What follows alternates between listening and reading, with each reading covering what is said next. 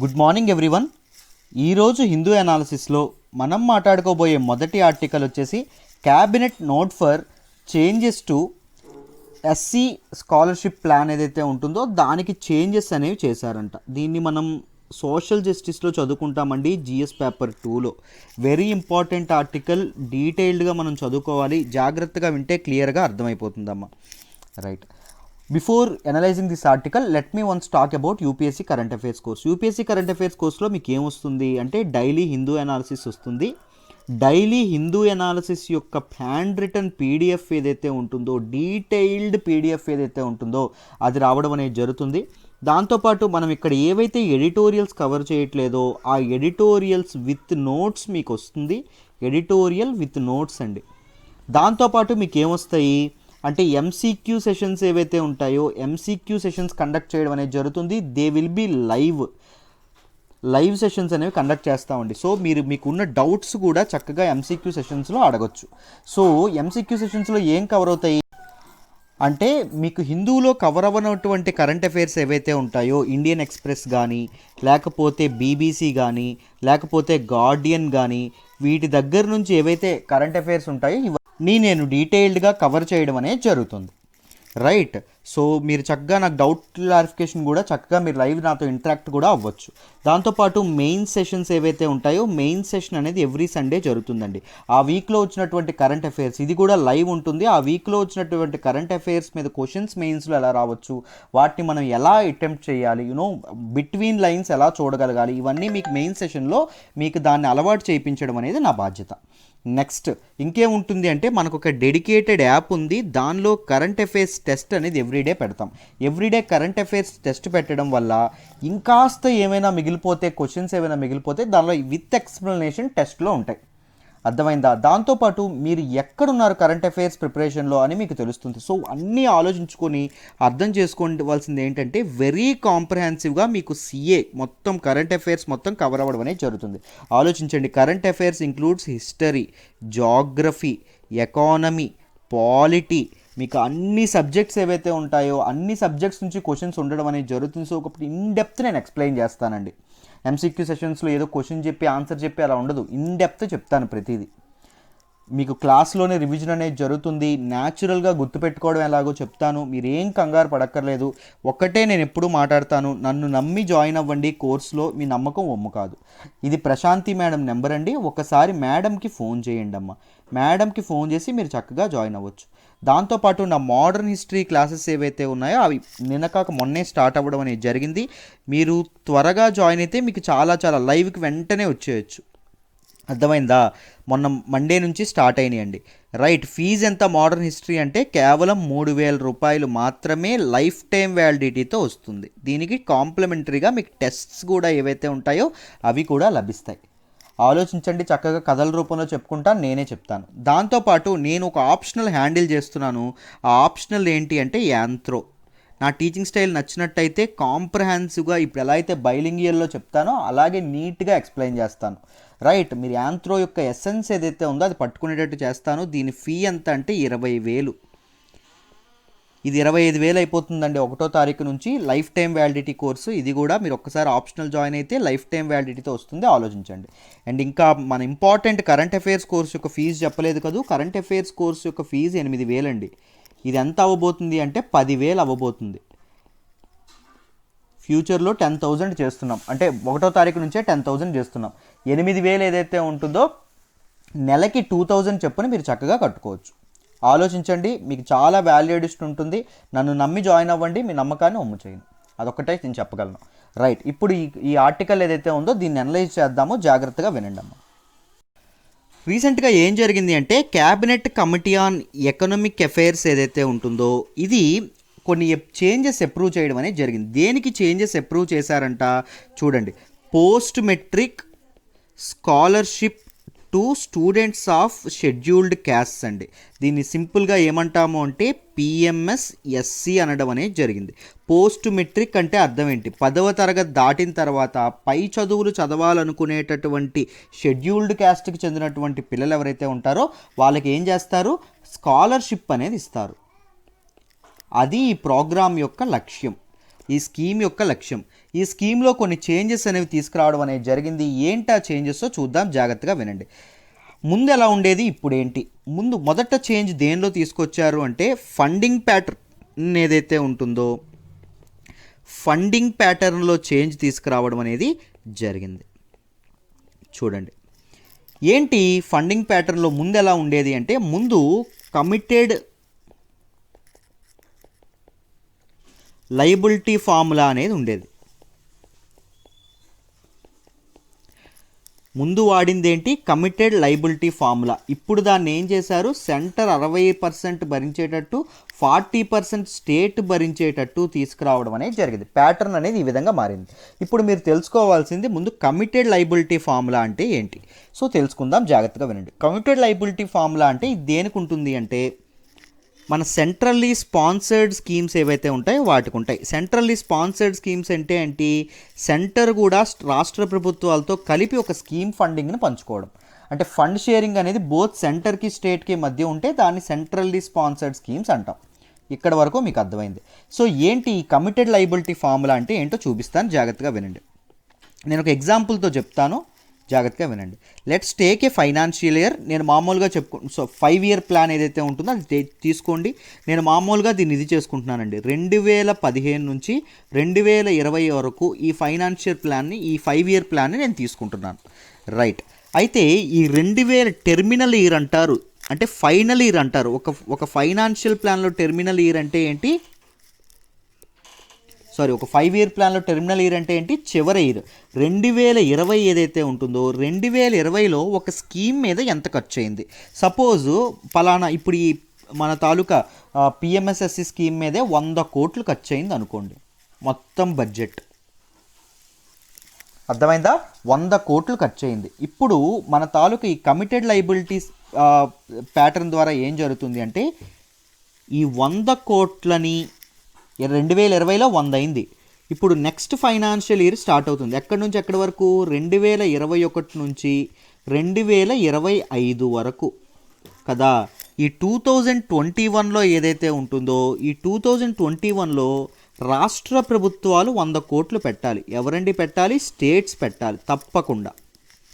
Next కూడా 100 కోట్లు పెట్టాలి 2022లో అండి. మధ్యలో 2022, 2023 100 కోట్లు వస్తుంది.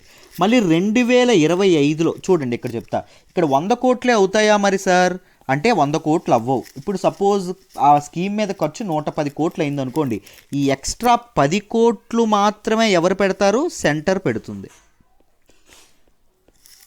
అర్థమైందా, ఈ ఎక్స్ట్రా 10 కోట్లు మాత్రమే సెంటర్ పెడుతుంది. ఇప్పుడు 2025లో సపోజ్ 160 కోట్లు అయింది అనుకోండి, సపోజ్ 160 కోట్లు 2025కి కానీ ఎవరు పెడతారు, మీరు జాగ్రత్తగా గమనించండి. 100 కోట్లు స్టేట్ పెడుతుంది, ఎందుకంటే లాస్ట్ ఫైనాన్షియల్ ప్లాన్లో టెర్మినల్ ఇయర్ 100 కోట్లు బడ్జెట్ కాబట్టి. ప్లస్ 60 కోట్లు ఎవరు పెడతారు, సెంటర్ పెడతారు. ఇది అర్థమైందా. ఇప్పుడు ఏం జరుగుతుందో చూడండి, 2026 నుంచి 2030 వరకు ఫైనాన్షియల్ పీరియడ్ ఉందనుకోండి. ఈ 2026లో స్టేట్ పెట్టాల్సిన బడ్జెట్ ఎంత అవుతుంది, మొత్తం 160 కోట్లు అవుతుంది. 160 కోట్లు స్టేట్ పెట్టాలి. 160 కోట్ల కంటే ఏమాత్రం ఎక్కువ ఉందనుకోండి, ఏమాత్రం ఎక్కువ అయిందనుకోండి, ఒక సపోజు మనకి 2026లో ఆ స్కీమ్కి కావాల్సింది 180 కోట్లు అయిందనుకోండి, ఆ ఎక్స్ట్రా 20 కోట్లు మాత్రమే సెంటర్ పెడుతుంది. 160 కోట్లు ఎవరు పెడతారు, స్టేట్ పెడుతుంది. దీనివల్ల ఏం జరిగిందంటే, రాష్ట్ర ప్రభుత్వాల మీద చాలా భారీ ప్రెజర్ పెట్టడం అనేది జరిగింది. రాష్ట్ర ప్రభుత్వాలు ఇప్పటికే చాలా పోరాడుతున్నాయి. సో రాష్ట్ర ప్రభుత్వాలు ఈ స్కీమ్కి డబ్బులు రిలీజ్ చేయలేనటువంటి పరిస్థితి. అర్థమైందా. దేనివల్ల దీన్ని అంతటిని ఏమంటాము, committed liability for states commit అయినటువంటి లయబిలిటీ. ఇది గుర్తుపెట్టుకోండి ఈ ఫార్ములా. ఇప్పుడు ఇది ఏం చేశారు, మీకు ఫిక్స్డ్ షేరింగ్ అనేది సెంటర్కి ఉండట్లా. సెంటర్కి ఇక్కడ 10 కోట్లు ఉండొచ్చు, లేకపోతే బడ్జెట్ బట్టి 5 కోట్లే ఉండొచ్చు, లేకపోతే ఇక్కడ 20 కోట్లు అవ్వచ్చు, ఎంతైనా అవ్వచ్చు. కానీ స్టేట్కి మాత్రం ఏముంటుంది, ఫిక్స్డ్ షేరింగ్ అనేది, ఫిక్స్డ్ ఫండింగ్ అనేది ఉంటుంది. ఇప్పుడు ఏం చేశారు, ఈ పాలసీ నుంచి ఇద్దరికీ ఫిక్స్డ్ ఫండింగ్ అనేది తీసుకొచ్చారు. Both centre and state fixed ఫండింగ్తో ముందుకు వెళ్తాయి. ఎంత షేరింగ్ ఫండింగ్ అంటే 60 రూపాయలు ఎవరు 100 రూపాయలు ఖర్చు అయితే 60 రూపాయలు సెంటర్ భరిస్తుంది, 40 రూపాయలు ఎవరు భరిస్తారు, స్టేట్స్ భరిస్తారు. ఓన్లీ నార్త్ ఈస్టర్న్ స్టేట్స్ తప్పించి మిగిలిన స్టేట్స్కి అందరికీ ఇది. మరి నార్త్ ఈస్టర్న్ స్టేట్కి ఎలాంటి పాలసీ ఫాలో అవుతారు సార్ అంటే చూడండి, 90:10 ఫార్ములా ఏదైతే ఉంటుందో ఇది ఫాలో అవుతారు. 100 రూపాయలు ఖర్చు అయింది అనుకోండి, 90 రూపాయలు సెంటర్ భరిస్తుంది, 10 రూపాయలు మాత్రమే స్టేట్స్ భరిస్తాయి. ఎందుకంటే బాగా వెనకబడినటువంటి స్టేట్స్ కాబట్టి, రాష్ట్రాలు కాబట్టి. అర్థమైందా? ఫండ్ షేరింగ్ ప్యాటర్న్లో మీకు కంప్లీట్ డీటెయిల్గా అర్థమైందని అనుకుంటున్నాను. ఒకవేళ అర్థం కాకపోతే వెనక్కి వెళ్ళి ఒక్కసారి చూడండి, మీకు ఈజీగా అర్థమైపోతుంది. ఇవన్నీ ఈజీగా అర్థం చేసుకోవాలండి. చాలాసార్లు సెంట్రల్లీ స్పాన్సర్డ్ స్కీమ్ అని వినగానే కమిటెడ్ లయబిలిటీ ఫార్ములా వస్తుంది, రైట్? మీరు మరొక్కసారి వెనక్కి తిరిగి చూసుకో అక్కర్లేదు, అలా చదువుకోవాలి ఎప్పుడైనా, జాగ్రత్తగా గమనించండి. అయితే ఇంకొక చేంజ్ ఏం తీసుకొచ్చింది మన తాలూకా cabinet committee on economic affairs, direct benefit transfer ఏదైతే ఉంటుందో, డీబీటీ ఏదైతే ఉంటుందో దీని ద్వారా ఇది ఇవ్వడం అనేది జరుగుతుంది, డిస్ట్రిబ్యూట్ చేయడం అనేది జరుగుతుంది. ఫండ్స్ డిస్ట్రిబ్యూషన్ అంటే డైరెక్ట్గా ఎవరికైతే బెనిఫిషరీస్ లబ్ధిదారులు ఎవరైతే ఉంటారో వాళ్ళ అకౌంట్లో డబ్బులు పడిపోతాయండి. మనకి ఇక్కడ చాలాసార్లు అదే జరుగుతుంది కదా, డీబీటీ ఫార్ములా అనేది ఇది ఇవ్వడం అనేది జరుగుతుంది. నెక్స్ట్ ఏంటి, మామూలుగా ప్రజెంట్ 1100 కోట్లు అనేది యాన్యువల్గా సెంట్రల్ గవర్నమెంట్ ఖర్చు పెడుతుంటే దీనికోసం ఇప్పుడు ఏం చేశారు, 6 రెట్లు 6000 కోట్లు పెంచారు. 6000 కోట్లు పెంచడం అంటే స్కాలర్షిప్ పెంచలేదు, ఎవరైతే ఈ పరిధిలోకి వస్తారో వాళ్ళ తాలూకా వీళ్ళని పెంచడం అనేది జరిగింది. So to bring more scheduled caste students under the post matric education field, ఎక్కువ మంది చదవాలి అనేటటువంటి ఉద్దేశంలో దీని తాలూకా అవుట్లేని పెంచడం అనేది జరిగింది.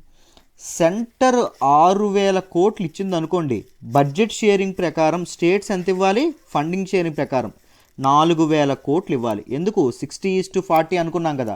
సో టోటల్ బడ్జెట్ ఏమవుతుంది ఈ స్కీమ్కి, 10,000 కోట్లు యాన్యువల్లీ అవుతుంది. సంవత్సరానికి 10,000 కోట్లు అవుతుందండి ప్రతి సంవత్సరం. 10,000 కోట్లు 4,000 కోట్లు రాష్ట్ర ప్రభుత్వాలు భరిస్తే 6,000 కోట్లు ఎవరు భరించాలి, సెంటర్ భరించాలి. అదే నార్త్ ఈస్టర్న్ స్టేట్స్ అయితే ఎంత అవుతుంది, 9,000 కోట్లు సెంటర్ ఇస్తుంది, 1000 కోట్లు ఎవరిస్తారు, స్టేట్స్ ఇస్తాయి. అర్థమైందా? ఈ ప్యాటర్న్ అనేది ఫాలో అవ్వడం అనేది జరుగుతుంది, జాగ్రత్తగా గుర్తుపెట్టుకోండి. అర్థమైందా? మీకు కంప్లీట్గా ఇది అర్థమైందని అనుకుంటున్నాను ఏం చెప్పారు. మామూలుగా అస్సలుగా 6,000 కోట్లని డైరెక్ట్గా చెప్పలేదండి, మేము 5,000 కోట్లని అనౌన్స్ చేస్తున్నాము అని చెప్పారు. కానీ at the end of this 5 year period ఏదైతే ఉంటుందో, అంటే మీరు సరిగ్గా చూసుకుంటే మీకు ఎప్పటి నుంచి ఎప్పటి వరకు అంటే 2021 నుంచి 2025 వరకు ఈ మోడల్ అనేది పెడతామన్నారు. సో ఫైనల్ ఇయర్ 2021, 2022, 2023, 2024 రాష్ట్ర సెంట్రల్ గవర్నమెంట్ ఇచ్చేదంతా 5,000 కోట్లు. ఒకేసారి 2025లో ఎంత పెంచుతుందండి, 1000 కోట్లు పెంచి 6,000 చేస్తానంది, రైట్? ఇక్కడ నుంచి 2026లో ఎంత చేస్తుందంటే దీనికి 5% పెంచుతానంది, 6,000లో 5% పెంచుతా ఉంది. నెక్స్ట్ 2027లో ఈ టోటల్కి 5% మళ్ళీ పెంచుతానంది. అలా 5% యాడ్ ఆన్ చేసుకుంటూ వెళ్తాను నా తాలూకా బడ్జెట్ అని సెంట్రల్ గవర్నమెంట్ చెప్పడం అనేది జరిగింది, సెంట్రల్ క్యాబినెట్ చెప్పడం అనేది జరిగింది. అండ్ నెక్స్ట్ ఈ స్కీమ్ తాలూకా మానిటరింగ్ ఏదైతే ఉంటుందో దాని గురించి కూడా డీటెయిల్డ్గా చెప్పారండి. మానిటరింగ్ ఎలా చేస్తారు అంట, సోషల్ ఆడిట్స్ ఏవైతే ఉంటాయో, కమ్యూనిటీ ఆడిట్స్ ఏవైతే ఉంటాయో దాని ద్వారా చేయడం అనేది జరుగుతుందంట. దాంతోపాటు థర్డ్ పార్టీ ఎవల్యూషన్ ఏదైతే ఉంటుందో, అంటే ఎలా ఉన్నాయి లెక్కలు అనేవి థర్డ్ పార్టీ ఆడిటింగ్ గ్రూప్ ఏదైతే ఉంటుందో వాళ్ళు ఇది చేస్తారండి, వాళ్ళు ఏం చేస్తారో ఆడిట్ చేయడం అనేది జరుగుతుంది, right? Next half yearly self audited reports ఏవైతే ఉంటాయో, అంటే ఇన్స్టిట్యూషన్స్ ఏవైతే ఉంటాయో, ఏ ఇన్స్టిట్యూషన్స్ అయితే ఈ స్కీమ్ అండర్లోకి వస్తాయో, అర్థమైందా? అన్ని ఇన్స్టిట్యూషన్స్ ఈ స్కీమ్ అండర్లోకి రావండి, కొన్ని ఇన్స్టిట్యూట్స్ మాత్రమే వస్తాయి. సో ఆ ఇన్స్టిట్యూట్స్ ఏం చేస్తాయి, సెల్ఫ్ ఆడిటింగ్ చేసుకుంటాయి, ఎలా ఖర్చు అయింది, ఎలా ఖర్చు అవుతుంది, ఏంటి దాని సంగతి ఏంటి అని. సో ఈ రిపోర్ట్స్ ఏవైతే ఉంటాయో వీటిని కూడా గవర్నమెంట్ చెక్ చేయడం అనేది జరుగుతుంది. సో ఆడిటింగ్ అనేది ఈ విధంగా జరుగుతుంది అని చెప్పడం అనేది జరిగిందమ్మా. మీకు అర్థమైందా ఇన్ డీటెయిల్డ్గా ప్రతిదీ ఇక్కడి వరకు? నెక్స్ట్ చూడండి, ఇప్పుడు మనం కొన్ని ఫ్యాక్ట్స్ తెలుసుకుందాము. What is this post matric scholarship to scheduled caste students ఏంటో చూద్దాం. ఎగ్జిస్టింగ్ ఫండ్ షేరింగ్ ఏమని చెప్పాం, ప్రజెంట్ ఏం జరుగుతుంది, కమిటెడ్ లయబిలిటీస్ ఫార్ములా జరుగుతుంది. కొత్తగా ఏం తీసుకొచ్చారు, దీనికి ఏ మార్పు చేశారు, మనకి ఫండ్ షేరింగ్ 60:40కి ఇది చేయడం అనేది జరిగింది. సో సెంటర్ షేర్ అనేది పెరుగుతుంది. ఒకప్పుడు ఆల్మోస్ట్ స్టేట్సే భరించేవండి. మీకు మొత్తం 99 కోట్లు రాష్ట్ర ప్రభుత్వాలు ఇస్తే ఒక్క ఎక్స్ట్రా అయిన 1 కోటి మాత్రమే మీకు సెంట్రల్ గవర్నమెంట్ ఇచ్చేది. అంత దారుణంగా ఉండేది. సో రాష్ట్ర ప్రభుత్వాల మీద చాలా భారం పడేది. ఇప్పుడు ఈ రెవెన్యూ షేరింగ్ అనేది ఈ స్కీమ్కి చాలా బూస్ట్ చేస్తుంది, రైట్, బాగా ఇంప్లిమెంట్ అయ్యేటట్టు చేస్తుంది. దాంతోపాటు it will benefit 40 million students belong to SC caste అండి, షెడ్యూల్డ్ క్యాస్ట్ బిలాంగ్ అయినటువంటి నెక్స్ట్ 5 ఇయర్స్ 40 మిలియన్ స్టూడెంట్స్ అనేవాళ్ళు ఈ ప్రివ్యూలోకి రావడం అనేది జరుగుతుందంట. దీనికి ఎలిజిబిలిటీ ఏంటో చూద్దాము, జాగ్రత్తగా వినండి అమ్మ. ఎలిజిబిలిటీ ఏంటంటే they should be Indian nationals, భారతీయ పౌరులై ఉండాలి. దాంతోపాటు ఇఫ్ ద స్టూడెంట్ సెక్యూర్స్, ప్రతి ఒక్క స్టూడెంట్కి రాదండి, చదవాలనుకున్నటువంటి ప్రతి ఒక్క స్టూడెంట్కి రాదు. ఈ స్కీము కొన్ని తాలూకా ఇన్స్టిట్యూషన్స్ ఏవైతే ఉంటాయో, పెద్ద పెద్ద యూనివర్సిటీస్ కానీ ఇవన్నీ ఉంటాయి, ఇన్స్టిట్యూషన్స్ ఏవైతే ఉంటాయో ఈ స్కీమ్ సెలెక్ట్ చేసినటువంటి ఇన్స్టిట్యూషన్స్లో ఎవరైతే అడ్మిషన్ తెచ్చుకుంటారో, ఎవరైతే సీటు పొందుతారో వాళ్ళకి ఈ స్కాలర్షిప్ వర్తించడం అనేది జరుగుతుంది. అర్థమైందా? అండ్ మళ్ళీ పేరులోనే ఉంది, they should belong to scheduled caste and their family income should not exceed 2.5 lakh per annum. వాళ్ళ తాలూకా కుటుంబ ఆదాయము ఎంత దాటకూడదు, 2.5 లక్షలకు మించకూడదంట, రైట్. ఫ్యామిలీలో ఎంతమంది ఉంటే, ఇద్దరుంటే ఇద్దరు, ముగ్గురుంటే ముగ్గురు, నలుగురుంటే నలుగురు, ఆల్ చిల్డ్రన్ ఆర్ ఎలిజిబుల్. ప్రతి ఒక్కరూ ఎలిజిబుల్ అండి. There is no cap on children limit అనేది లేదు, సేమ్ ఫ్యామిలీ నుంచి, రైట్. ఎందుకోసం ఇది పోస్ట్ మెట్రిక్ 10th తర్వాత చదువుల కోసం, పై చదువుల కోసం, సింపుల్గా అర్థమైందా? అందుకోసం ఈ స్కీమ్ తీసుకురావడం అనేది జరిగింది. మీకు ఇక్కడ వరకు డీటెయిల్డ్గా అర్థమైందని అనుకుంటున్నాను. ఇంతకీ గవర్నమెంట్ ఎందుకు చేయాలండి ఇవన్నీ పనులు? Why should government need to do these all things? What is the need? అంటే దానికి ఆన్సర్ ఏంటంటే సోషల్ జస్టిస్, సామాజిక న్యాయం. సోషల్ జస్టిస్ అంటే మీ డెఫినేషన్ ఏంటి అనేరు. ప్రేమకు ఎలా అయితే నిర్వచించలేమో సోషల్ జస్టిస్ని కూడా ఏమాత్రం నిర్వచించలేము, రైట్. దాని వెనక చాలా చాలా అర్థాలు ఉండడం అనేది జరిగింది, రైట్. ప్రతి ఒక్కరికి ఏం కావాలి, జస్టిస్ కావాలి. ఒక్కొక్కరి ఇంటర్ప్రిటేషన్లో ఒక్కొక్కరికి న్యాయం వేరువేరుగా ఉంటుంది. But what is social justice? సింపుల్గా దీని తాలూకా ఎసెన్స్ అనేది దేని మీద ఉంటుందంటే it is based on the principles of equality, సమానత్వము, ఫ్రీడమ్, స్వేచ్ఛ, దాంతోపాటు రెస్పెక్ట్ ఆఫ్ హ్యూమన్ రైట్స్, మానవ హక్కుల్ని గౌరవించడం, దాంతోపాటు డిగ్నిటీ, మనిషి యొక్క గౌరవాన్ని కూడా మనం గౌరవించడం. అర్థమైందా? సో ఇవన్నీ రావడం అనేది జరుగుతుంది, right. This refers to the concept of just society అండి. జస్ట్ అంటే మనం మామూలుగా అనేటువంటి సొసైటీ కాదు. జస్ట్ అంటే మనం మామూలుగా వాడేటువంటి పదానికి అర్థం కాదు, మామూలు జస్ట్ కాదండి. ఇక్కడ జస్ట్ అంటే ఏంటి అంటే న్యాయబద్ధమైన సొసైటీ, సమాజం.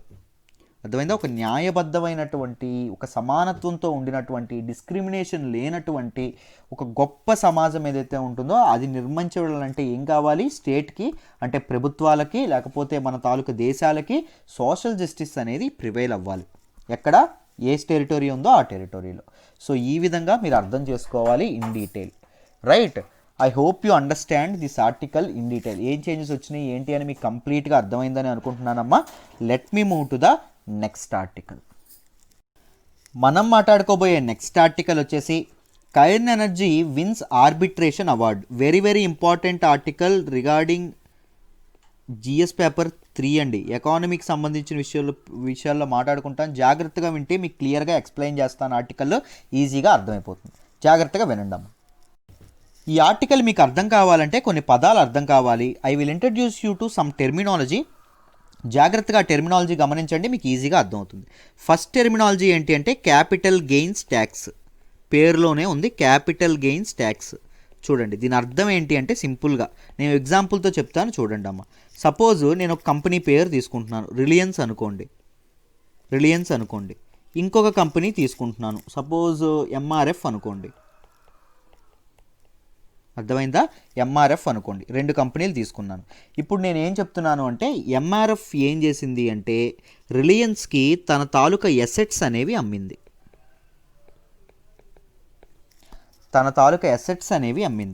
రిలయన్స్ ఏం చేసింది? ఎంఆర్ఎఫ్కి డబ్బులు ఇచ్చింది. అర్థమైందా? ఇక్కడ జాగ్రత్తగా వినండి సింపుల్గా. MRF had some assets that may be individual, so see that may be movable assets or immovable assets. Immovable assets అంటే ల్యాండ్ ఇవన్నీ వస్తాయి, అంటే కదిలేవి అని అర్థం. మూవబుల్ అసెట్స్ అంటే ఏంటి? కార్లు ఇవేవైతే ఉంటాయి ఇవన్నీ రావడం అనేది జరుగుతుంది. సో జాగ్రత్తగా గమనించండి. ఎసెట్స్ నమ్మింది. ఎసెట్స్ నమ్మితే రిలయన్స్ ఏమిస్తుంది? ఎంఆర్ఎఫ్ ఇస్తుంది. ఈ ఎసెట్స్ ప్రొక్యూర్ చేసుకోవడానికి ఎంఆర్ఎఫ్కి అయిన ఖర్చు ఎంత అంటే సంపాదించుకోవడానికి ఎంఆర్ఎఫ్కి అయిన ఖర్చు ఎంత అంటే 100 కోట్లు అనుకోండి. సపోజ్ 100 కోట్లు అనుకోండి. ఇప్పుడు మన తాలూకా రిలయన్స్కి ఎంత కమ్మింది అంటే లాభంతో 150 కోట్లు కమ్మింది అనుకోండి. మనం దీన్ని ఏమంటాము? మామూలుగా ప్రాఫిటబుల్ బిజినెస్ అంటాం. మామూలుగా అంటే లాభాపేక్షతో చేసినటువంటి ఒక మంచి వ్యాపారం. 100 కోట్ల రూపాయల విలువైన వస్తువులు ఎంత కమ్మింది? 150 కోట్లకి అమ్మడం అనేది జరిగింది. Right. But how taxation sees this one అంటే ట్యాక్సేషన్ దీన్ని ఎలా తీసుకుంటుంది అంటే in the form of capital gains tax. ఇప్పుడు ఇది ఏం చేస్తుంది? వెంటనే గవర్నమెంట్ ఇక్కడ ఇన్వాల్వ్ అవుతుంది. ఇన్వాల్వ్ అయ్యి ఏం చేస్తుంది? మనకి ఇక్కడ లాభం ఎంత వచ్చింది? 50 కోట్లు వచ్చింది కదమ్మా. ఈ 50 కోట్ల మీద కొంత పన్ను వేస్తారండి. సో ఈ క్యాపిటల్ గెయిన్ ఏదైతే ఉంటుందో దాని మీద కొంత పన్ను వేస్తారు. దాన్నే ఏమంటామో క్యాపిటల్ గెయిన్స్ ట్యాక్స్ అంటాం. వెరీ సింపుల్, మీకు ఈజీగా అర్థమైందని అనుకుంటున్నాను ఎగ్జాంపుల్ ద్వారా. Right. Capital gains and tax అంటే ఏంటి? Tax on reselling or reorganization of a business. అర్థమైందా? జాగ్రత్తగా గమనించండి. ఇప్పుడు ఇంకొకటి చెప్తా. Withholding tax.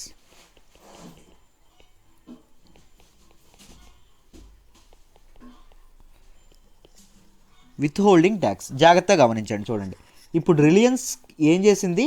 ఎంఆర్ఎఫ్ దగ్గర నుంచి ఎసెట్స్ కొంది. ఎంత విలువైనటువంటి ఎసెట్స్ కొంది? డీల్ ఎంత కుదిరిందండి? వీళ్ళిద్దరికి 150 కోట్లకు కుదిరింది. అంతేనా? ఇప్పుడు చూడండి, ఎంఆర్ఎఫ్ గవర్నమెంట్కి ఈ లోపు చెల్లించాల్సినటువంటి పన్ను సపోజ్ ఒక 30 కోట్లు ఉందనుకోండి. ఇప్పుడు ఏం చేస్తుంది? రిలయన్స్ మొత్తం 150 కోట్లు ఎంఆర్ఎఫ్కి ఇవ్వకుండా it with holds some amount. ఏం చేస్తుంది రిలయన్స్?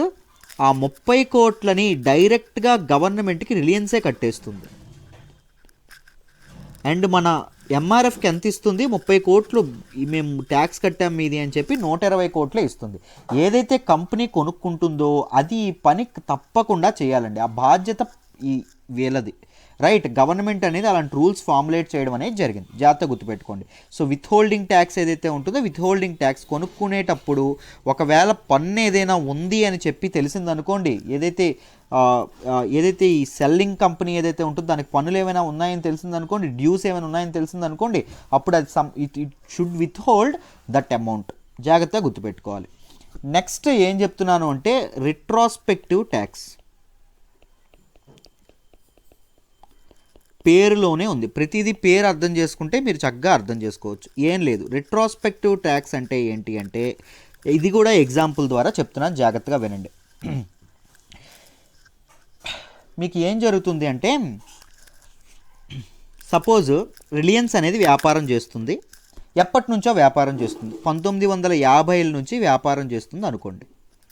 గవర్నమెంట్ అనేది సపోజ్ 2005లో ఒక పన్ను తీసుకొచ్చింది, ఒక న్యూ ట్యాక్స్ సిస్టమ్ అనేది తీసుకొచ్చింది. ఇప్పుడు ఈ పన్ను అనేది ఎప్పటి నుంచి వర్తింపు అవ్వాలండి? ఎక్కడి నుంచి? 2005 నుంచి వర్తింపు అవ్వాలి. కానీ గవర్నమెంట్ తన తాలూకా స్టేట్మెంట్లో ఏం చెప్తుంది అంటే 1950 నుంచి ఏవైతే కంపెనీలు ఉన్నాయో అవన్నీ ఈ ట్యాక్స్ని చెల్లించాలి. ఎప్పుడు చెల్లించాలి? ఇప్పుడు చెల్లించాలి. అర్థమైందా? సపోజ్ గవర్నమెంట్, నేను మామూలుగా ఫర్ ఎగ్జాంపుల్ చెప్తున్నాను, సపోజ్ గవర్నమెంట్ ప్రొడ్యూస్ చేసిన గూడ్స్ మీద సపోజ్ 100 గూడ్స్ ప్రొడ్యూస్ చేస్తే ఈ 100 గూడ్స్ యొక్క ఖరీదులో 10% ఏదైతే ఉంటుందో 10% ట్యాక్స్ కట్టాలని 2005లో ఒక చట్టం తీసుకొచ్చింది అనుకోండి. మామూలుగా 2005 నుంచి వర్తించాలి. కానీ ఏం చేస్తుంది దీనివల్ల? దీంతో రిట్రాస్పెక్టివ్ ట్యాక్స్ అంటే ఏం జరుగుతుంది?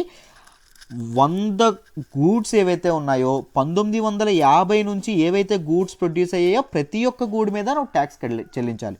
అంటే వీళ్ళు ప్రొడ్యూస్ చేసిన ప్రతి 100 గూడ్స్ మీద 1950 నుంచి 10% ఎప్పుడు చెల్లించాలి? ఎప్పుడైతే ట్యాక్స్ తీసుకొస్తారో, రిఫార్మ్ తీసుకొస్తారో, లెజిస్లేషన్ తీసుకొస్తారో అప్పుడు చెల్లించాలి. సో పాస్ట్ యాక్షన్స్ మీద వేసేటటువంటి ట్యాక్స్ని, పాస్ట్ యాక్షన్స్ మీద ప్రజెంట్ వేసే ట్యాక్స్ని రిట్రాస్పెక్టివ్ ట్యాక్స్ అంటాం. ఇది కూడా మీకు అర్థమైందనే అనుకుంటున్నాను. రైట్. నెక్స్ట్ ఇంకొక టెర్మినాలజీ ఉంది, జాగ్రత్తగా చూడండి. Bilateral investment treaty. Bilateral investment treaty ఏదైతే ఉంటుందో ఇది ఏంటి అంటే దిస్ ఈజ్ సింప్లీ, ట్రీటీ అంటే ఏంటి? అగ్రిమెంట్. దేనికి సంబంధించిన అగ్రిమెంట్? ఎవరెవరి మధ్య అంటే బిట్వీన్ 2 గవర్నమెంట్స్, 2 ప్రభుత్వాల మధ్య. దేని గురించి అగ్రిమెంట్ ఇది? To promote investment flows. అంటే ఒక దేశం వ్యక్తులు ఇంకొక దేశంలో ఇన్వెస్ట్మెంట్స్ అనేవి పెట్టుకోవడానికి, అండ్ ఆ ఇన్వెస్ట్మెంట్స్ ఎలా ఉండాలి? ఈక్విటబుల్గా, చక్కగా, ఫెయిర్గా ఉండాలి.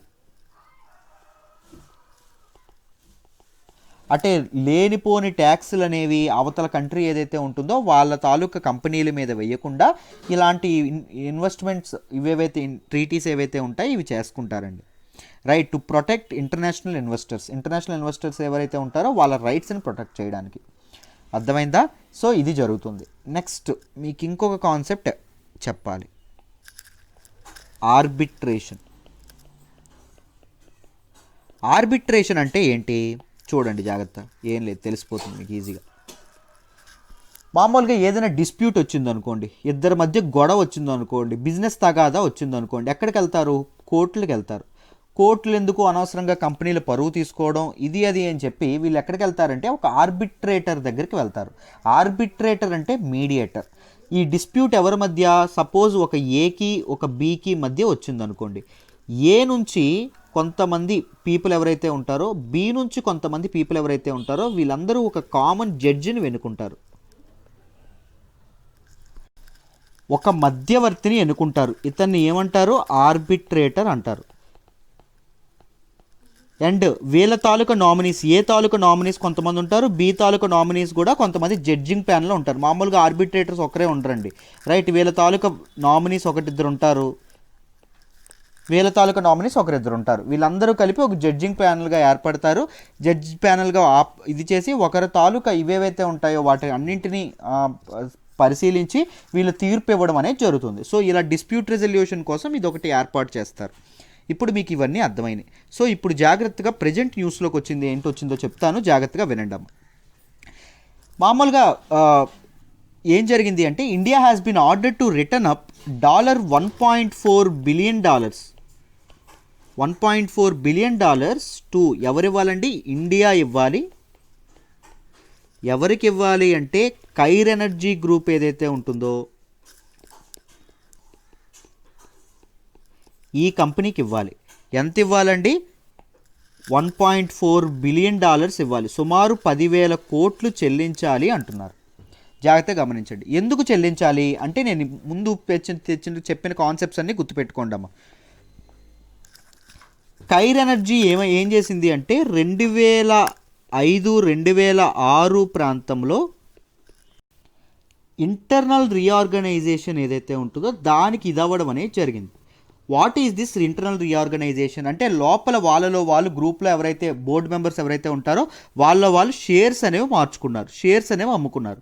So some kind of a transaction జరిగింది. ఒకరి చేతుల్లోంచి ఓనర్షిప్ అనేది ఇంకొకరికి వెళ్ళడం అనేది జరిగింది. అర్థమైందా? సో ఏం జరిగింది ఇక్కడ? క్యాపిటల్ గెయిన్స్ అనేవి జరిగినాయి. ఓనర్షిప్ మారితే ఏమవుతుంది? ఎప్పుడు లాభానికి అమ్ముకుంటారు కదా. క్యాపిటల్ గెయిన్స్ ఏదైతే ఉంటుందో క్యాపిటల్ గెయిన్స్ జరిగింది. దీని మీద గవర్నమెంట్ ఏం చేసింది? ట్యాక్స్ వేసింది. కానీ ఈ క్యాపిటల్ గెయిన్స్ ట్యాక్స్ అనేది ఎప్పుడు వేయాలని ఎప్పుడు నిర్ణయించారు అంటే 2012లో వీళ్ళు తీసుకొచ్చినటువంటి ఒక ట్యాక్స్ రిఫార్మ్ ఏదైతే ఉంటుందో దానిలో భాగంగా తీసుకొచ్చారు. జాగ్రత్తగా గమనించండి. కానీ వీళ్ళు ఎప్పుడు ఇదైంది? 2005లో 2006లో ఇంటర్నల్ రీఆర్గనైజేషన్ అనేది జరిగింది. సో గవర్నమెంట్ ఇప్పుడు తీసుకొచ్చినటువంటి ఈ నిర్ణయాన్ని 2005-2006లో తీసుకొచ్చినటువంటి వీళ్ళు చేసినటువంటి రీఆర్గనైజేషన్కి ట్యాక్స్ కట్టాలి అని చెప్పింది. దీన్నే ఏమంటాము? పాస్ట్ యాక్షన్స్ మీద ప్రజెంట్ ట్యాక్స్ కట్టాలి అంటే రిట్రాస్పెక్టివ్ ట్యాక్స్ అంటాం. గుర్తుంది, ఇందాక చెప్పాను కదా, జాగ్రత్తగా గుర్తుంది మీకు. రైట్. ఈ రిట్రాస్పెక్టివ్ ట్యాక్స్ ఏదైతే ఉంటుందో ఇది వేయడం అనేది జరిగింది. దీని గురించి ఒక ఆర్బిట్రేటర్స్ ఎవరైతే ఉంటారో వాళ్ళని మూవ్ చేయడం అనేది జరిగింది. మనకి హిందూలో ఒక క్లిప్ దాన్ని చూపించి ఎక్స్ప్లెయిన్ చేస్తాను, ఒకసారి చూడండి అమ్మా. చూడండి ఇక్కడ time line of the conflict చూడండి. ఏం జరిగింది, జనవరి 2014లో ఇన్కమ్ ట్యాక్స్ డిపార్ట్మెంట్ అనేది 2006లో జరిగినటువంటి ఇదేదైతే ఉంటుందో 2006లో వాళ్ళ ఇంటర్నల్ రీఆర్గనైజేషన్ ఏదైతుందో దాని మీద క్యాపిటల్ గెయిన్స్ ట్యాక్స్ అనేది కట్టమంది. అర్థమైందా? కేర్న్ ఎనర్జీ ఏం చేసింది అంటే draft assessment order from IT department ఎంత కట్టమని చెప్పింది, మన తాలూకు గవర్నమెంట్ 10,247 కోట్లు ట్యాక్సుల రూపంలో కట్టండి అని చెప్పడం అనేది జరిగింది. అర్థమైందా? సో మే 2018 ఆర్బిట్రేషన్ వీళ్ళ వెంటనే కోర్టుకు వెళ్ళారు. 2015లోనే ఆర్బిట్రేషన్ కోర్ట్స్ అంటాం, లేదా ఆర్బిట్రేటర్స్ మధ్యవర్తులు ఎవరైతే ఉంటారో వాళ్ళ దగ్గరికి వెళ్ళారండి. రైట్. ఇలా కోర్టు ప్రొసీడింగ్స్లో ఉంటూనే ఐటీ డిపార్ట్మెంట్ ఏం చేసింది, కైర్న్ యొక్క షేర్ వాల్యూస్ అవి అమ్మేసి ట్యాక్స్ డ్యూస్ అనేవి రికవర్ చేసుకోవడం అనేది జరిగింది. అంటే మన ఇండియన్ కంపెనీ అయినటువంటి వేదాంతాలో వీళ్ళ తాలూకు షేర్ అనేది 5% ఉంది. ఈ 5% షేర్ని ఎవరు అమ్మేశారు, గవర్నమెంట్ అమ్మేసింది. అర్థమైందా? దీనిలో ఆర్బిట్రేషన్ ప్రొసీడింగ్స్లో ఉంటూనే. తర్వాత ఏం జరిగింది, డిసెంబర్ 2018లో 3 member international arbitration tribunal concludes hearing in tax dispute. ఈ ట్యాక్స్ డిస్ప్యూట్లో హీరింగ్ అనేది కన్క్లూడ్ చేయడం అనేది జరిగింది. నిన్న ఏమైంది, కైర్న్ ఎనర్జీ విన్స్ ఆర్బిట్రేషన్ అనేది విన్ అయినట్టు ప్రకటించడం అనేది జరిగింది. దీనిలో భాగంగా మొత్తం ఎంత ఇవ్వబోతున్నారు అంటే మన తాలూకా వీళ్ళు ఎవరైతే ఉన్నారో మన తాలూకా ఇండియన్ గవర్నమెంట్ ఏదైతే ఉంటుందో $1.2 బిలియన్ ఒరిజినల్ ట్యాక్స్ ఏదైతే ఉందో ఆ డబ్బులు వెనక్కి ఇవ్వబోతున్నారు, డ్యామేజెస్. దాంతోపాటు ఇంట్రెస్ట్ ఏదైతే ఉంటుందో ఇంట్రెస్ట్ చెల్లించబోతున్నారు ఈ అమౌంట్కి ఇన్నాళ్ళ పాటు. దీనికి దాంతోపాటు ఆర్బిట్రేషన్ కాస్ట్స్ ఏవైతే ఉంటాయో, అంటే ఈ కోర్టు చుట్టూ తిరగడానికి కాస్ట్స్ ఏవైతే ఉంటాయో అవి కూడా ఇవ్వబోతున్నారు. $1.2 బిలియన్ $200 మిలియన్ ఇంట్రెస్ట్ రూపంలో తోడైంది. అండ్ $22 మిలియన్ అనేది కాస్ట్ రూపంలో ఆర్బిట్రేషన్ కాస్ట్ రూపంలో తోడైంది. సో సుమారుగా $1.4 బిలియన్ అంటే 10,500 కోట్లు దరి ఇది కట్టబోతున్నారు. ఎవరండి, మన తాలూకా ఇండియన్ గవర్నమెంట్ కట్టాలి అని చెప్పి నిర్ణయం ఇది తీర్పు ఇవ్వడం అనేది జరిగింది. బట్ ఇండియన్ గవర్నమెంట్ దీని తాలూకా ఆల్టర్నేటివ్స్ ఏవైనా ఉంటే ఆలోచిస్తాము, జ్యుడిషియల్ ప్రొవిజన్స్ ఏవైతే ఉంటాయో వాటిని చెక్ చేస్తాము అని చెప్పడం అనేది జరిగింది. గవర్నమెంట్కి కేంద్ర ప్రభుత్వానికి ఏదైతే ఉందో ఇది సెకండ్ లాస్ అండి. 3 మంత్స్ బ్యాక్ మన తాలూకా యూకేకి సంబంధించినటువంటి వడాఫోన్ ఏదైతే ఉందో వడాఫోన్తో కూడా ఇలాంటి ప్రాబ్లమే రావడం అనేది జరిగింది. అర్థమైందా? సేమ్ వడాఫోన్కి కూడా ఎక్కువ మొత్తంలో సుమారు 22,000 కోట్లు వడాఫోన్కి రావడం అనేది జరిగింది. బట్ దాని మీద కూడా గవర్నమెంట్ ఇంకా నోరిప్పలేదు.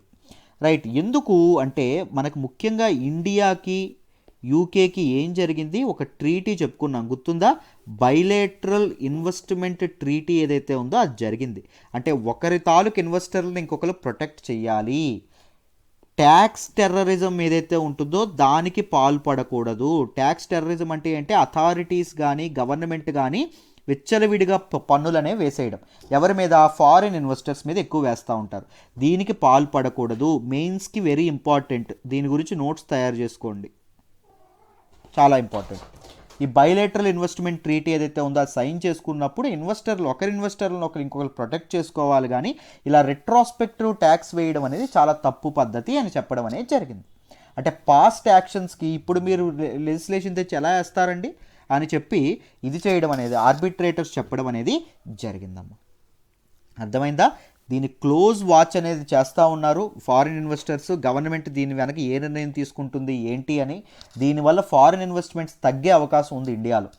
బికాజ్ గవర్నమెంట్ పాలసీ డెసిషన్స్ ఏవైతే ఉంటాయో, ఇలాంటి స్క్యూడ్ పాలసీస్ ఏవైతే ఉంటాయో అవి చాలా చాలా దారుణాలకి దారితీస్తాయి. అర్థమైందా? సో వీటన్నింటినీ మీరు జాగ్రత్తగా గుర్తుపెట్టుకోవాలి. ఆర్బిట్రేషన్ అంటే ఏంటి? It is a process of dispute resolution అండి. యాక్చువల్లీ న్యూట్రల్ థర్డ్ పార్టీ ఉంటారు. He renders a decision after A hearing. వాళ్ళు విని హియరింగ్ అనేది ఇవ్వడం అనేది జరుగుతుంది. Both the parties have an opportunity to be heard. అంటే రెండు పార్టీలు వాళ్ళకి తమ తాలూకు వాదనలను వినిపించుకోవచ్చు. బట్ నిర్ణయం అనేది ఆర్బిట్రేటర్ తీసుకోవడం అనేది జరుగుతుంది. రైట్, మీకు అన్నీ ముందు చూసారా టెర్మినాలజీ చెప్పడం వల్ల మీకు అన్నీ అర్థమవుతున్నాయని అనుకుంటున్నాను ప్రతిదీ. రైట్, అన్నింటికి నోట్స్ అనేది జాగ్రత్తగా తయారు చేసుకోండమ్మా. Very very important regarding both prelims and mains, గుర్తుపెట్టుకోవాలి. ఇప్పుడు నేను నెక్స్ట్ ఆర్టికల్ ఏదైతే ఉంటుందో దాన్ని డిస్కస్ చేస్తాను, జాగ్రత్తగా వినండి, క్లియర్గా అర్థమవుతుంది. మనం మాట్లాడుకోబోయే నెక్స్ట్ ఆర్టికల్ వచ్చేసి beware of illegal digital lending apps warns RBI. Very very important article regarding GS paper 3 అండి. జాగ్రత్తగా వినాలి, మీకు క్లియర్గా అర్థమవుతుంది. అర్థమైందమ్మా? క్లియర్గా అర్థం చేసే ప్రయత్నం చేస్తాను, జాగ్రత్తగా వినండి. రీసెంట్గా మనం ఒక పెద్ద ఫైనాన్షియల్ ఫ్రాడ్స్ అనేవి చాలా చూస్తున్నాం. రైట్, మామూలుగా డిజిటల్ ఏజ్ ఏదైతే ఉంటుందో, డిజిటల్ ఎరా ఏదైతే ఉంటుందో, లేదా ఇన్ఫర్మేషన్ ఎరా ఏదైతే ఎరాలో మనం ఉన్నామో దానివల్ల ఏం జరుగుతుంది, న్యూ ఇన్నోవేషన్స్ వస్తున్నాయి.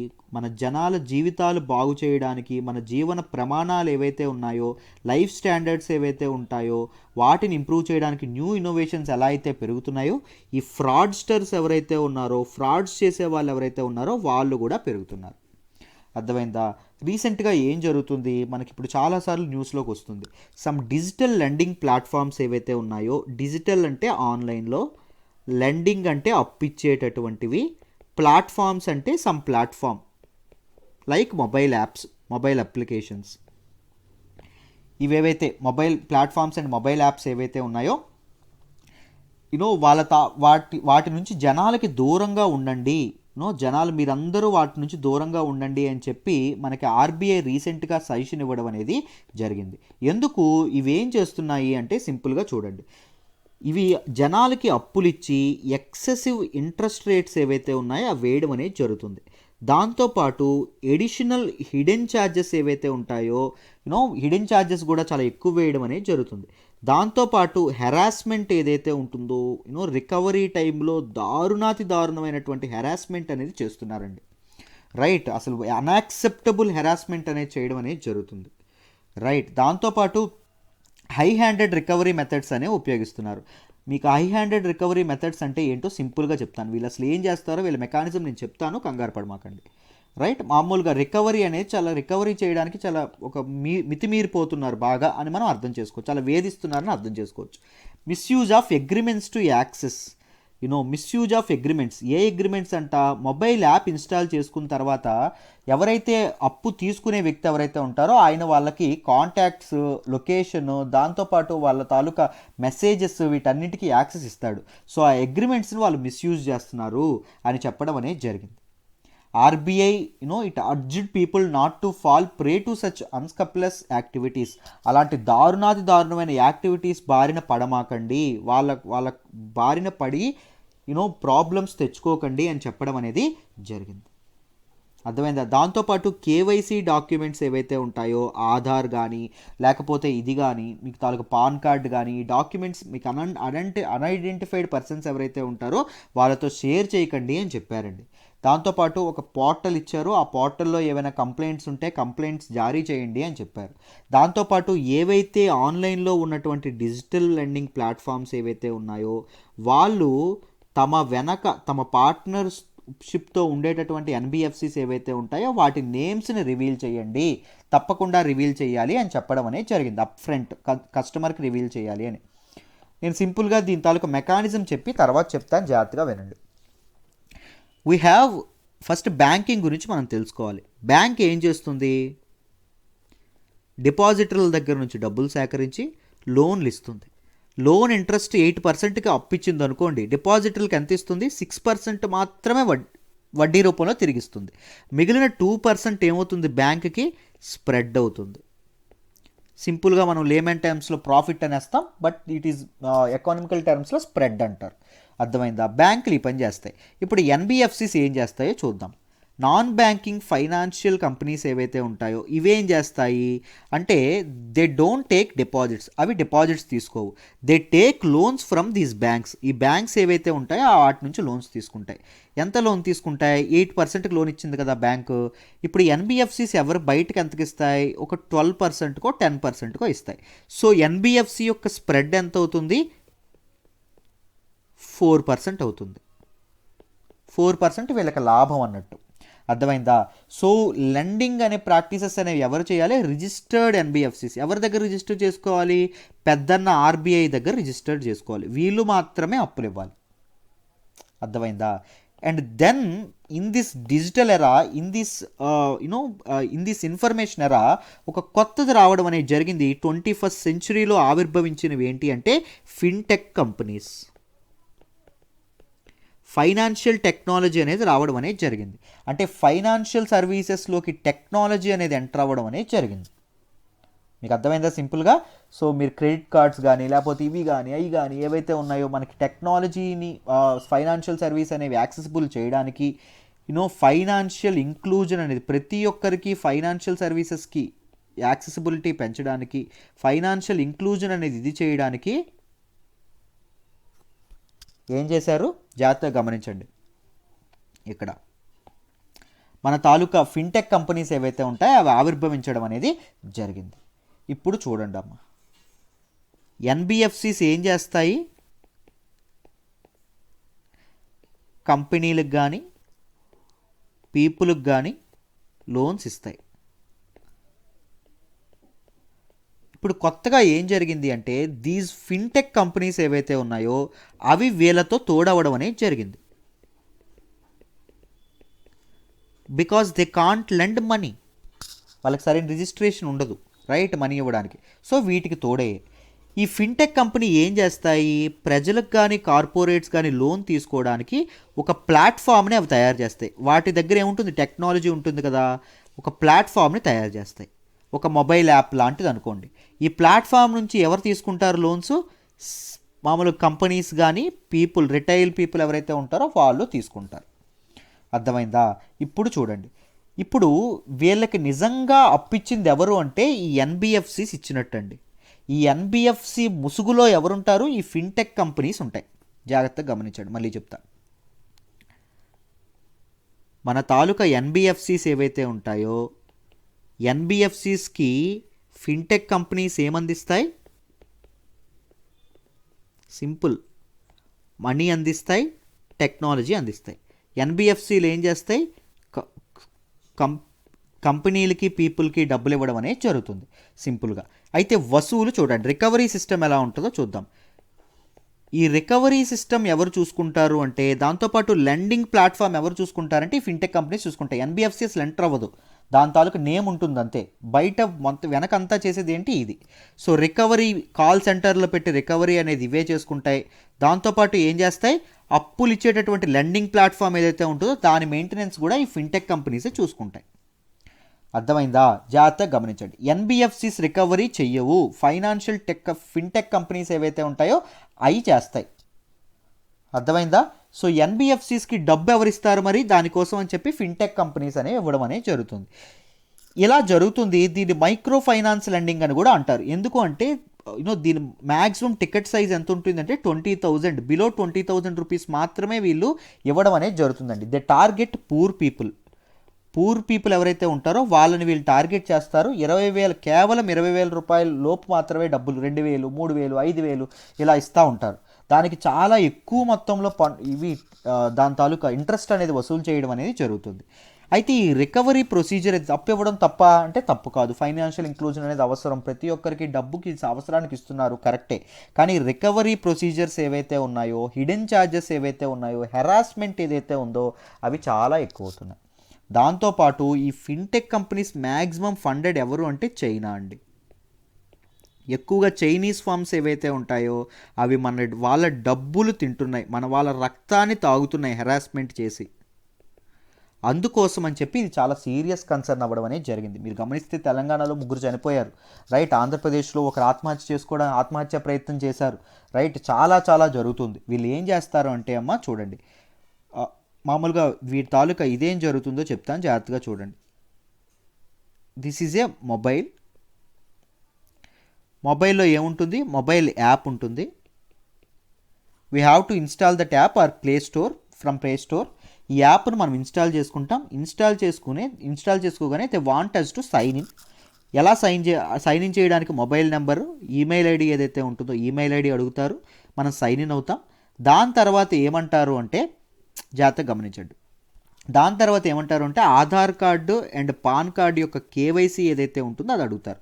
రైట్, వాటి తాలూకు ఫొటోస్ ఏవైతే ఉంటాయో అవి అడుగుతారు. దాంతోపాటు ఏమడుగుతారంటే యాప్కి పర్మిషన్స్ అడుగుతారు. ఏంటి పర్మిషన్స్? కాంటాక్ట్స్ అనేవి ఇది చేయడానికి పర్మిషన్స్, లొకేషన్ అనేది చూడడానికి పర్మిషన్స్, దాంతోపాటు డిఫరెంట్ థింగ్స్ ఏవైతే ఉంటాయో మెసేజెస్ అనేవి చూడడానికి పర్మిషన్స్, గ్యాలరీ అనేది వాచ్ చేయడానికి పర్మిషన్స్, సోషల్ మీడియా యాప్స్ ఏవైతే ఉంటాయో వాటికి యాక్సెసిబిలిటీ, ఇవన్నీ అడుగుతాయి. అప్పు కావాలి అనుకునేవాడు ఏం చేస్తాడు? ఇవన్నీ చూడకుండా టిక్ టక టక టక టక కొట్టేయడం అనేది జరుగుతుంది. అర్థమైందా? అన్నింటికీ ఎలో ఇవ్వడం అనేది జరుగుతుంది. So at the recovery stage, recovery time ఏదైతే ఉంటుందో వాడు ఏం చేస్తాడు? ఇతని తాలూకా కాంటాక్ట్స్ హ్యాక్ చేస్తాడు. హ్యాక్ చేసి ఏం చేస్తాడు? వాళ్ళకి బెదిరిస్తాడు. మీ తాలూకా కాంటాక్ట్స్ అన్నిటికీ నువ్వు డబ్బులు ఎగ్గొట్టావని చెప్పేస్తాను, నువ్వు ఇప్పుడు కట్టకపోతే. అఫ్కోర్స్ ఇంట్రెస్ట్లు చాలా మొత్తంలో ఎక్కువ రేట్లో ఉంటాయి. ఇలా ప్రజల్ని వేధించుకొని తినడం అనేది జరుగుతుంది. అర్థమైందా? సో చాలా ఆ బాధను తట్టుకోలేక ఆ పరువు పోతుందనే దీనిలో చాలామంది ఇంకా ఇంకా అప్పులు చేయడం అనేది జరుగుతుంది. చాలామంది ప్రాణాలు పోగొట్టుకోవడం అనేది జరుగుతుంది. దీని మీద ఆర్బీఐ ఇప్పుడు కోపంగా ఉండడం అనేది జరిగింది. చాలా చాలా స్టేట్ గవర్నమెంట్స్ ఏవైతే, రాష్ట్ర ప్రభుత్వాలు ఏవైతే ఉన్నాయో అవి కూడా వీటి మీద కోపంగా ఉన్నాయి, దీస్ కంపెనీస్ మీద. ఈ కంపెనీస్ యొక్క లింక్ ఏంటి, వీటి తాలూకా ఫైనాన్షియల్ ఎయిడ్ ఎక్కడి నుంచి వస్తుంది, వీటన్నింటినీ డిస్కస్ చేయబోతున్నారండి. వీటన్నింటినీ చూడబోతున్నారు. రైట్, తేల్చబోతున్నారు ఎక్కడి నుంచి ఏమొస్తున్నాయని. So this is how it works. So మీకు ఇన్ డీటెయిల్ ప్రతిదీ అర్థమైందని అనుకుంటున్నాను. ఎన్బిఎఫ్సి అంటే ఏంటి, బ్యాంక్ ఏం చేస్తుంది, ఇప్పుడు ఎక్స్ట్రాగా ఈ ఈ ఫ్రాడ్ అనేది ఎలా జరుగుతుంది, ఎందుకు జరుగుతుంది, ఇవన్నీ మీకు అర్థమయ్యాయని అనుకుంటున్నాను. Right, let me move to the next article అమ్మ. మనం మాట్లాడుకోబోయే నెక్స్ట్ ఆర్టికల్ వచ్చేసి UK strain unlikely to effect efficacy of vaccines. Very important article regarding GS paper 3 science and టెక్నాలజీలో మాట్లాడుకుంటాం. జాగ్రత్తగా వినండి. ఈ ఆర్టికల్ని నేను ఇన్ డీటెయిల్ ఎక్స్ప్లెయిన్ చేసే ప్రయత్నం చేస్తాను. రీసెంట్గా మనం చాలాసార్లు వింటున్నాం, కరోనా వైరస్లో కొత్త రకం వచ్చిందంట, న్యూ వేరియంట్ ఏదైతే ఉందో అది వచ్చిందంట, న్యూ స్ట్రెయిన్ వచ్చిందంట, ఇవన్నీ చాలా చాలా వింటున్నాం. అసలు ఏంటి న్యూ స్ట్రెయిన్ అంటే ఏంటి, ఇప్పుడు న్యూస్లోకి ఎందుకు వచ్చిందో మాట్లాడదాం. జాగ్రత్తగా వినండి క్లియర్గా. మీ అందరికీ కరోనా వైరస్ గురించి తెలుసు, అది కూడా ఎలా ఉంటుందో మీకు తెలుసు.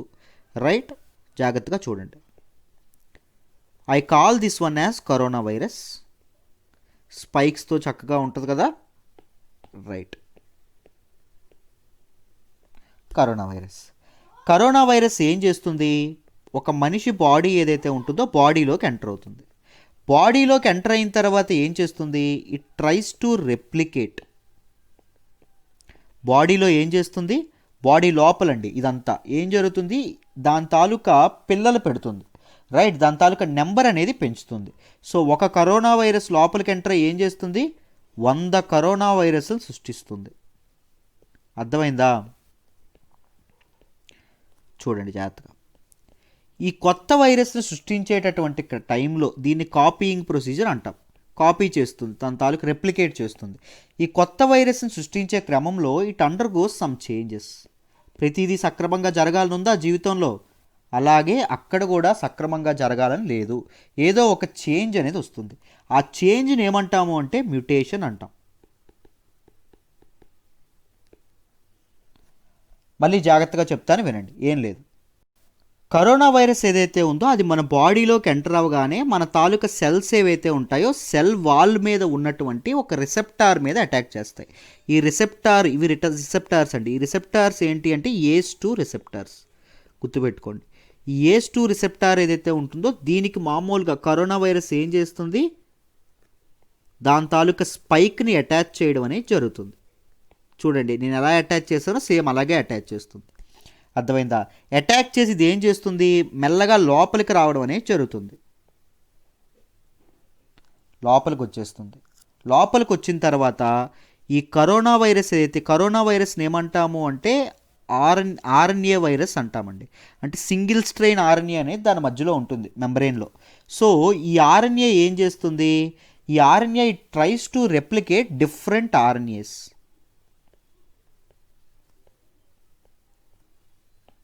చూడండి, ఒక ఆర్ఎన్ఏ ఏం చేస్తుంది? వివిధ రకాలైనటువంటి ఆర్ఎన్ఏ. ఈ మొదటి ఆర్ఎన్ఏ ఏం చేస్తుంది అంటే కరోనా వైరస్ యొక్క స్పైక్ తయారు చేస్తుంది. ఇంకొకటి ఏం చేస్తుంది అంటే అవుటర్ మెంబ్రెయిన్ తయారు చేస్తుంది, ఇంకొకటి ఏం చేస్తుందంటే లోపల న్యూక్లియని తయారు చేస్తుంది. ఇలా డిఫరెంట్ థింగ్స్ ఏవైతే ఉంటాయో అవన్నీ వస్తూ ఉంటాయండి. రైట్, ఇవన్నీ ఏర్పరిచి మళ్ళీ ఏం జరుగుతుంది, సేమ్ ఇలాంటిదే ఇంకొక కరోనా వైరస్ అనేది ఏర్పడుతుంది. పాతది లాంటిదే ఇంకొక కరోనా వైరస్ ఏర్పడుతుంది. బట్ ఈ ప్రాసెస్లో ఏమైనా చేంజెస్, ఇది ఒకటే తయారు చేస్తుంది, ఇంకా 100 తయారు చేస్తుంది. ఈ ప్రాసెస్లో ఏమైనా చేంజ్ వచ్చింది అనుకోండి, ఏం జరుగుతుంది, న్యూ కరోనా వైరస్ అనేది ఇదవుతుంది, న్యూ వేరియంట్ అనేది మొదలవుతుంది.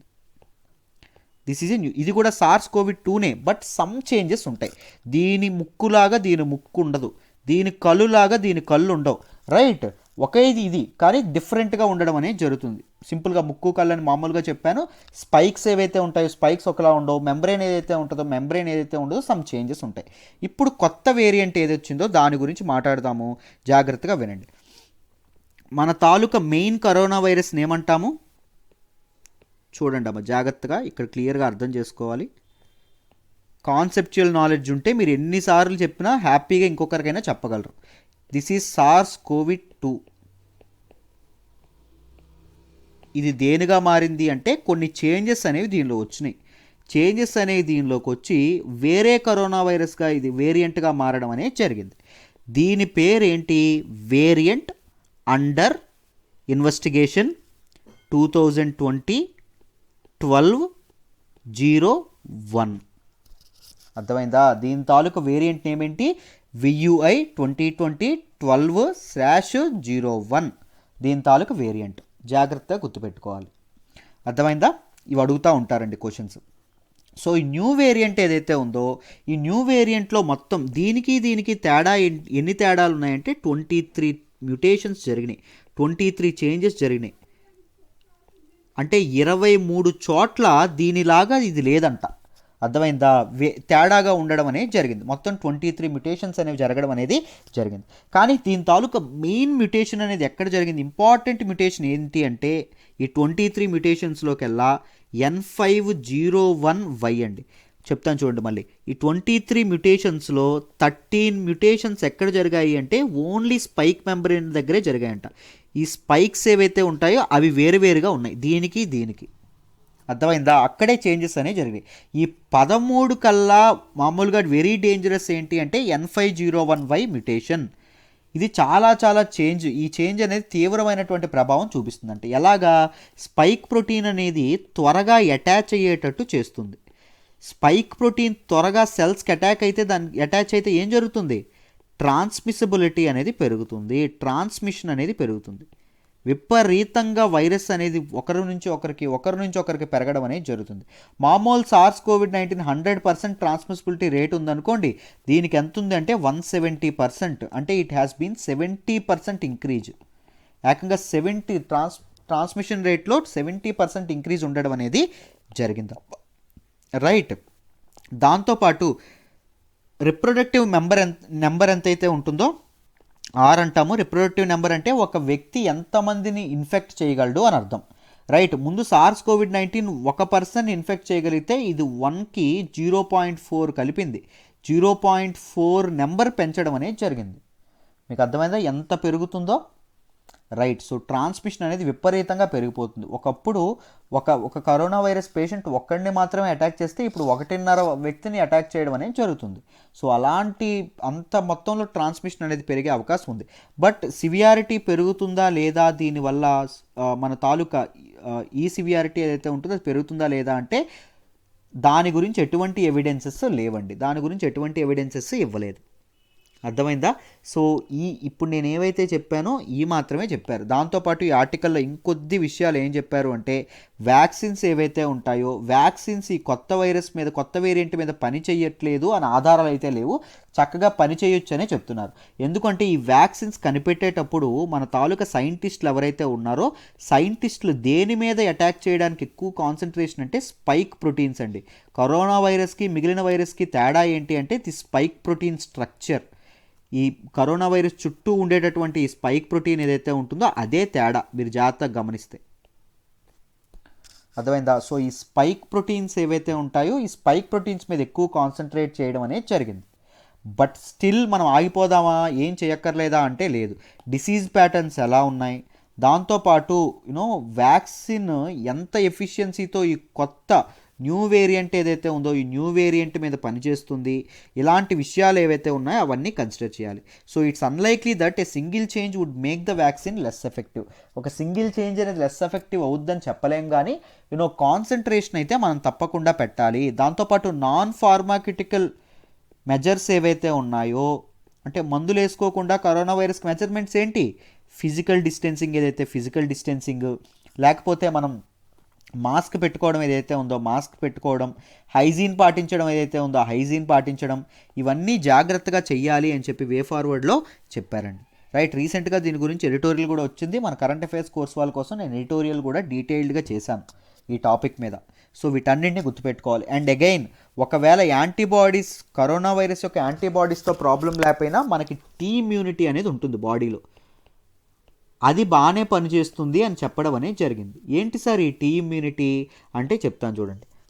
సింపుల్గా ఒక పారాసైట్ అనేది మన బాడీలో, ఒక కొత్త వైరస్ అనేది మన వైరస్ కానీ బ్యాక్టీరియా కానీ మన బాడీలోకి ఎంటర్ అయింది అనుకోండి, వాటితో ఫైట్ చేసేటటువంటి సెల్స్ ఏంటి అంటే white blood cells. White blood సెల్స్లో ఉన్నటువంటి బీ సెల్స్ ఏవైతే ఉంటాయో, వైట్ బ్లడ్ సెల్స్లో బీ సెల్స్ ఒక రకం. ఈ బీ సెల్స్ ఏం చేస్తాయి, యాంటీబాడీస్ ఏవైతే ఉంటాయో వాటిని ప్రొడ్యూస్ చేస్తాయి. These antibodies fight with the virus. And we have other type off white blood cells called T cells. ఈ టీ సెల్స్ ఏం చేస్తాయి, సపోర్టింగ్ ఏజెంట్స్గా యాక్ట్ చేస్తాయి. దేనికి, ఈ బీ సెల్స్కి. దాంతోపాటు they act as killer cells for already infected, corona వైరస్తో infect అయినటువంటి పూర్తిగా పాడైపోయినటువంటి సెల్స్ ఏవైతే ఉంటాయో వాటిని చంపేస్తాయండి. ఏంటి, ఈ టీ సెల్స్. అలాగ వ్యాధిని మిటిగేట్ చేయడం, బాడీలో వైరస్ లోడ్ అనేది తగ్గించడానికి టీ సెల్స్ ఉపయోగపడతాయి. సో ఈ టీ సెల్ ఇమ్యూనిటీ అనేది మనకు ఉంటుంది కాబట్టి అది కూడా కీ రోల్ ప్లే చేస్తుంది అని మన ఎడిటోరియల్లో చెప్పారు.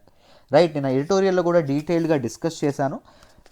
రైట్, సో ఇది కూడా మీకు డీటెయిల్డ్గా అర్థమైందని అనుకుంటున్నాను. అండ్ మిగిలిన ఆర్టికల్స్ కూడా వచ్చాయండి జిఎస్టీ కంపెన్సేషన్ మీద, వీటి మీద వాటి మీద నేను చాలాసార్లు వాటి మీద మాట్లాడాను, అందుకే అవి పిక్ చేసుకోలేదు. I hope you understand these articles in detail అమ్మ. ప్రతిదీ మీకు అర్థమైందని అనుకుంటున్నాను. ఇలాగే ఇన్ డెప్త్ ఎవ్రీథింగ్ చెప్తాను. You can contact this number. మీరు ఇది చేయాలంటే మీరు చక్కగా కాంటాక్ట్ చేయొచ్చు ప్రశాంతి మేడం నెంబర్కి. UPSC current affairs course join అవ్వచ్చు. 8,000 రూపాయలు మాత్రమే ఫీజు. లైఫ్ టైం వ్యాలిడిటీ అనేది అందిస్తున్నాము. ఆలోచించండి, నెలకి 2,000 చొప్పున చక్కగా కట్టుకోవచ్చు. నన్ను నమ్మి జాయిన్ అవ్వండి, మీ నమ్మకం ఒమ్ము కాదు. Right, very good. సో మళ్ళీ రేపటి ఎడిటోరియల్ ఏదైతే ఉంటుందో, రేపటి హిందూ అనాలిసిస్ ఏదైతే ఉంటుందో దానిలో కలుద్దామమ్మా. Bye for now.